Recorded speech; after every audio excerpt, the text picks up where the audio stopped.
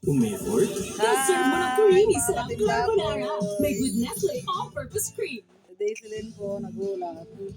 Mga katimlaboy, ayan, kumakatok po kami sa mga puso't isipan nyo. Ayan, mga katimlaboy. Gusto po namin tumulong sa mga nasalanta ng bagyo, ng baha. Ayan. Yung mga gusto pong tumulong sa amin mag-donate, pwede po kayo sa amin mag-PM. Kasi kami mag-donate din po kami sa mga binaha at saka binagyo. Ayan. Please follow and share po dito sa aming account. Ayan. Team Laboy. Ayan.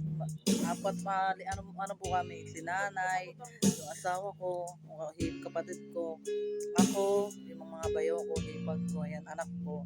Ayan, kami po yung Team Laboy. Lagi po kasi kami nasa labuyan. Pero ngayon po, ang kailangan namin paglabuyan, yung mga nasalanta ng bagyo at saka ng baha. Ayan. Kaya meron po kami rito konting ukay-ukay. Ayan, yung paninda ko po na ukay-ukay.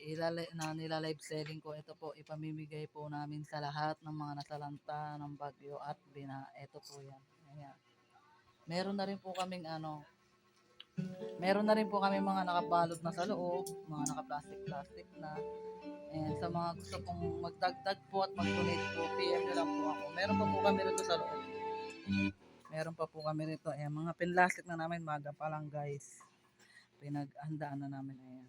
Ayan po yan mga katimlaboy ha. Lahat po yan, mga nakabalot, ipamimigay po namin yan.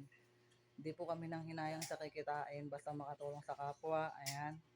Marami po tayong ukay. Ayan. May mga ukay po tayo. Ibabahagi sa kanila. Ayan po, ang dami niyan mga katimlaboy. Yung isa po naming katim, masakit yung tiyan. Ayun. Siguro sobrang katakawan. Kami ito. Nagpapahinga kasi tapos na kami magbalot ng mga ukay. Chill-chill lang muna po kami ngayon. Salamat po. PM po kayo sa mga gusto pong tumulong. PM po.